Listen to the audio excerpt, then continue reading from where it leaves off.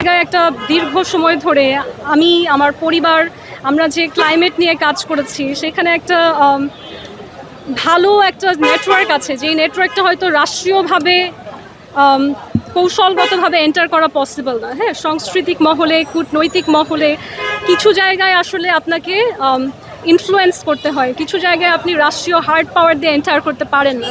So আমার সেই জায়গাটা নিয়ে আমি দেশের স্বার্থে কাজ করতে চাই এবং আমার মনে হয় যে এবার যদি সংসদে যাওয়া না হয় তাহলে 5 বছর আসলে এটা নিয়ে আমি রাষ্ট্রীয় উদ্যোগে কাজ করার সুযোগ পাবো না।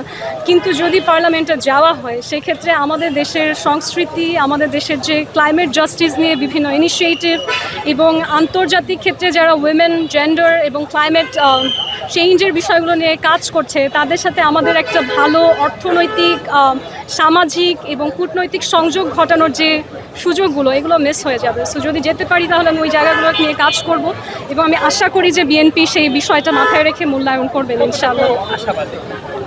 এটা আল্লাহর ওপর, এটা দলের সিদ্ধান্তের ওপর, দলের সিদ্ধান্তকে আমাদের মেনে নিতে হবে। আর এই তো, তবে ব্যক্তির ঊর্ধ্বে, দলের ঊর্ধ্বে হচ্ছে দেশ এবং আমি বিশ্বাস করি বিএনপি দেশের স্বার্থকে বেছে নিবে ইনশাআল্লাহ।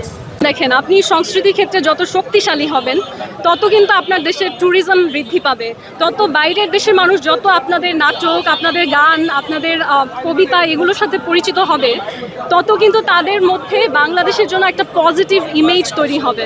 এবং স্পেশালি আমি যেই জায়গাটায় কাজ করি সেটা হচ্ছে ভারতীয়দেরকে যেমন অনেকে চেনে, ভারতীয় নারীরা পৃথিবীর সবচেয়ে সুন্দরী, এটা কিন্তু একটা ব্র্যান্ডিং। এটা সত্যি হোক মিথ্যা হোক, সারা পৃথিবীর মানুষ মনে করে যে আচ্ছা এটা মনে হয় সত্যি।